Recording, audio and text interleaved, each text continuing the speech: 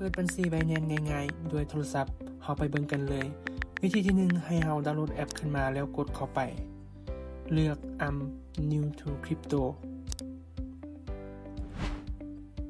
ในบล็อกนี้เนาะเฮาสามารถใส่อีเมลลงไปหรือใส่เบอร์โทรศัพท์ก็ได้หลังจากนั้นกดถัดไปมาหน้านี้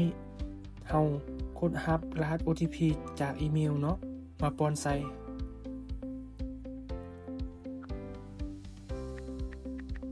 หรือถ้าใครใส่เบอร์โทรเนาะรหัส OTP จะส่งมาทางเบอร์หลังจากนั้นเนาะกดสร้างรหัสผ่าน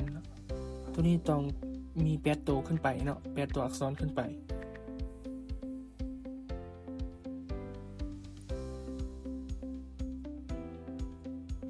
วิธีที่2เนาะสามารถเข้าผ่านลิงก์เนาะสมัครผ่านลิงก์เว็บไซต์ได้เลยแล้วมากดบอน Sign Up อยู่แถบด้านถึงเนาะกด Sign Up เข้าไปหลังจากนั้นเนาะป้อนอีเมล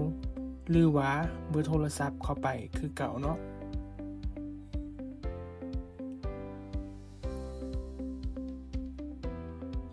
หลังจากป้อนแล้วเนาะกด Continue เลยกด Continue หลังจากนั้นเนาะรับรหัส OTP เนาะจากอีเมลเฮาสามารถคัดล็อกมาวางใส่ได้เลยแบบนี้เลยเนาะง่ายๆหลังจากนั้นกดสร้างรหัสผ่านเนาะรหัสผ่านย้ำว่าอย่างน้อยต้องมี8ตัวขึ้นไปเนาะมีตัวพิมพ์ใหญ่ตัวพิมพ์น้อยมีตัวเลขนำโอเคก็ถือว่าสำเร็จเนาะแต่ว่าเฮาจะมายืนยันตัวตน KYC เนาะให้เฮาเข้าบอนรูปโปรไฟล์ด้านถึงเนาะแล้วมาเลือก Account เนาะหลังจากนั้นก็ทำการยืนยันตัวตนโดยพาสปอร์ตหรือว่าบัตรประจำตัวก็ได้เนาะเฮาจะมาเลือกพาสปอร์ตเนาะหลังจากนั้นกด Continue ไปเลยแล้วมาเลือกอัปโหลดเนาะเลือกรูปพาสปอร์ตขึ้นมาอัปโหลดหลังจากนั้นกดถัดไปเนาะแล้วฮอดขั้นตอนนี้แม่นเฮาจะต้องได้ยืนยันใบหน้าของเฮาเนาะโอเคขั้นตอนนี้ก็มีแต่ให้เฮาเลี้ยวซ้ายเลี้ยวขวาตามวงหมุนเนาะตามที่เขาเจ้าบอกเนาะเฮาก็มีแต่เฮ็ดตามให้สำเร็จ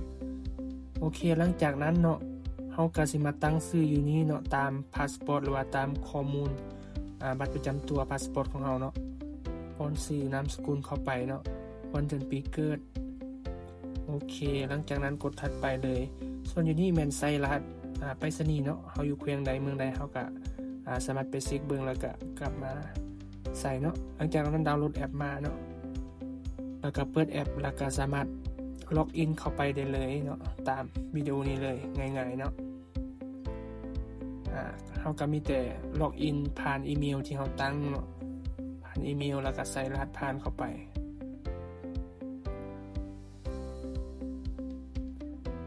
ประมาณนี้เนาะใส่รหัสผ่านเข้าไปเนาะ